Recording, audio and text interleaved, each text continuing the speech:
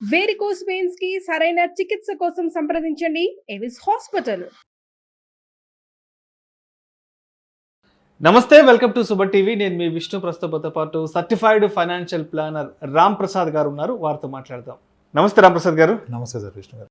రామ్ ప్రసాద్ గారు, ఇండియా అనేది ఒక సేవింగ్స్ ఎకానమీ. అంటే భవిష్యత్ అవసరాల కోసం డబ్బును దాచిపెట్టుకుంటూ ఉంటాం అందరం.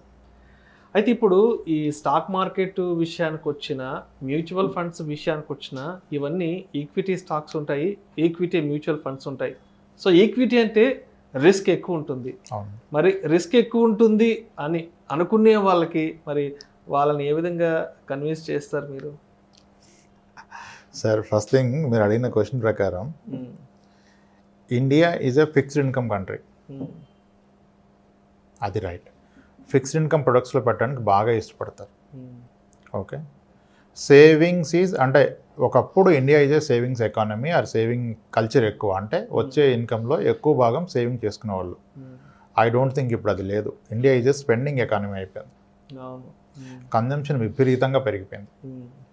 ఒక 3 pairs మాత్రమే డ్రెస్సులు ఉండేవాళ్ళు ఎంప్లాయీస్కి ఉండేవి, 3-4 pairs. ఇప్పుడు ఏమైంది?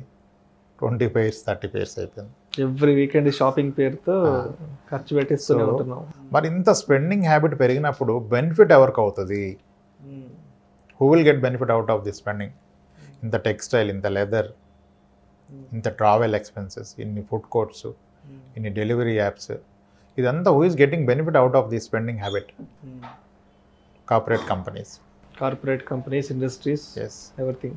సో ఆ ప్రాఫిట్ మనం క్యాప్చర్ చేయాలంటే ఎక్కడ పెట్టాలి? మనం వాటిలోనే పెట్టాలి కదా. దీన్ని ఇంకా ఫర్దర్ సింప్లిఫై చేయడం కొరకు నేను ఒక ఎగ్జాంపుల్ ఇస్తాను మీకు. ఒక బ్యాంకింగ్ కంపెనీ యొక్క రిజల్ట్స్ అనౌన్స్ చేసినప్పుడు ద కీ పారామీటర్ ఏంటంటే మీ నెట్ ఇంట్రెస్ట్ మార్జిన్ ఎంత అని అడుగుతారు.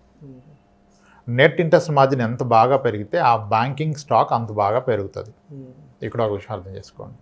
ఇప్పుడు సేవింగ్ చేసి అతను ఏం చేయాలి? బ్యాంక్లో ఫిక్స్డ్ డిపాజిట్ చేయాలి, అంతే కదా. ఫిక్స్డ్ ఇన్కమ్ ప్రొడక్ట్సే కొంటారని చెప్పాను కదా.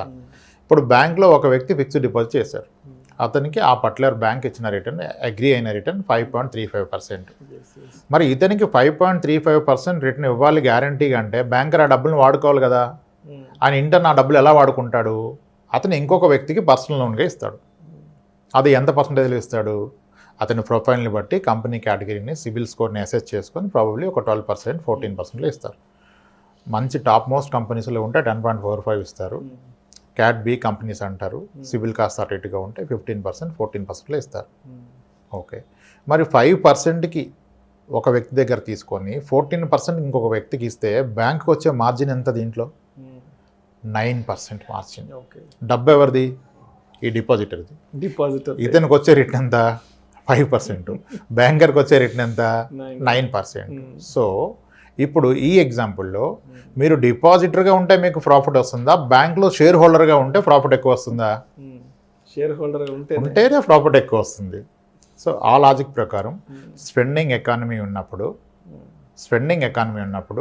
మీరు డిపాజిటర్ నుంచి షేర్ హోల్డర్గా కన్వర్ట్ అవ్వాలి. ఎందుకు సార్ ఇప్పుడు అవ్వాలి అంటే, ఎస్, దానికి కూడా ఒక వ్యాలిడ్ రీజన్ ఉంది మన దగ్గర. మీరు ఈవెన్ 1998 వరకు కూడా RBI tax free bond was giving 11% return ఇచ్చేది. 11% ట్యాక్స్ ఫ్రీ బాండ్ ఆర్బీఐ ఇచ్చేది. అండ్ 1980s అయితే మీకు ఇందిరా వికాస పత్రాలని 14-15%లో అవైలబుల్ ఉండే. ఫిక్స్డ్ డిపాజిట్లు 15, 16, 18% వరకు ఉన్నాయి. అప్పుడు ఆ రిటర్న్ ఉన్నప్పుడు ఈక్విటీ కూడా 13-14 ఇచ్చింది. మరి రిస్క్ ఉన్న దాంట్లో పెట్టి 14%, 15% కన్నా రిస్క్ లేకుండా గ్యారంటీగా 17-18 ఈజ్ ఎ గుడ్ ఆప్షన్ కదా. డెఫినెట్గా 1980s వరకు, 1990s వరకు కూడాను మనకి ఈక్విటీలో రిస్క్ తీసుకోవడం కన్నా fixed income products are very good.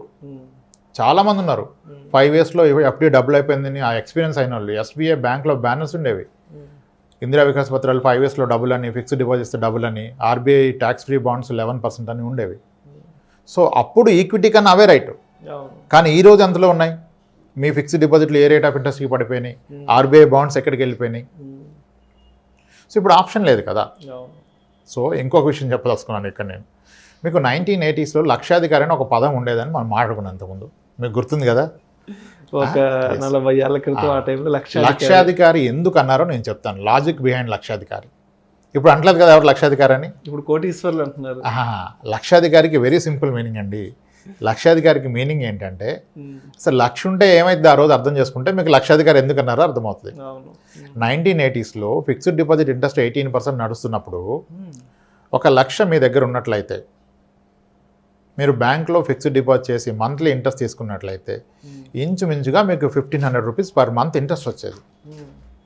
కానీ 1980లో ఒక బాగా బ్రతికే ఫ్యామిలీ, అద్భుతంగా స్పెండ్ చేస్తారన్న ఫ్యామిలీకి అయ్యే మంత్లీ ఖర్చు 600 రూపాయలు.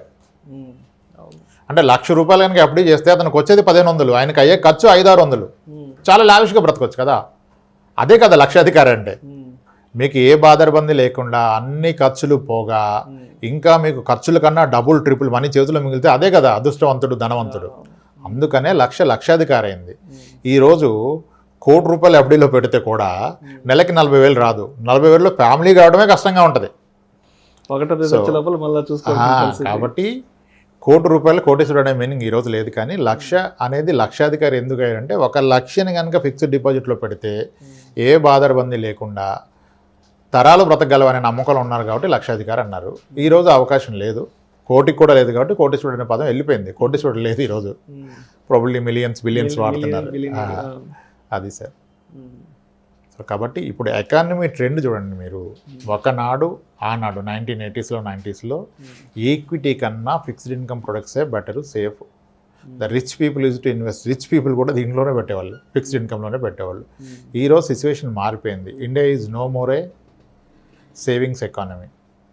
This is a consumption economy. It's consuming more. అందుకనే కదా ఇన్ని ఎఫ్ఐఎస్ ఇండియా వచ్చి ఎందుకు పెడుతున్నారు? మ్యానుఫ్యాక్చరింగ్. ఎంత మ్యానుఫ్యాక్చర్ చేసినా ఈ పాపులేషన్ కొనేస్తుంది, ఇక్కడే కన్జ్యూమ్ చేస్తుంది.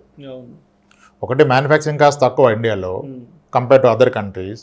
అండ్ అంత కష్టపడి అంత తక్కువ రేట్లో ప్రొడ్యూస్ చేసిన ప్రొడక్ట్ అంతా ఇక్కడే కన్జ్యూమ్ చేస్తున్నారు. So people are happy to invest in India.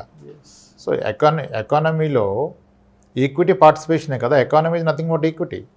ఇంత ఈక్విటీ మనం మాట్లాడితే ఈరోజు మన ఎకానమీలో పార్టిసిపేట్ చేస్తున్న listed stocks hardly 40%. Stock market ఎకానమీలో పోర్షన్ ఎంత తీసుకుందంటే 35 to 40. ఇంకా అన్లిస్టెడ్ ఇంత ఉంది, 60% of economy business. So equity there is a long way to grow. Huge growth potential ఉంది. ఒకనాడు లేదు కానీ ఇప్పుడు ఉంది. ఇది ఇప్పట్లో ఎండ్ అవ్వదు. రాబోయే 30 years వరకు ఉండొచ్చు, 40 years వరకు ఉండొచ్చు. ఆ ట్రెండ్ మారినప్పుడు ఎస్ అగైన్ మళ్ళీ మేబీ రివర్స్ అవ్వచ్చు. బట్ ఇప్పుడైతే రాబోయే 20-30 ఏళ్ళకైతే మీరు వరి అవసరం అవసరం లేదు. ఈక్విటీ తప్ప వేరే ఆప్షన్ లేదు మనకి. Yes sir. Thank you so much Ram Prasad garu. ఈ ఈక్విటీ స్టాక్స్ గురించి, అదేవిధంగా ఈక్విటీ మ్యూచువల్ ఫండ్స్కి సంబంధించిన రిస్క్ అనాలిసిస్ గురించి ప్రేక్షకులకు చాలా డీటెయిల్గా తెలియజేశారు. Thank you so much. Right sir. Thanks అండి.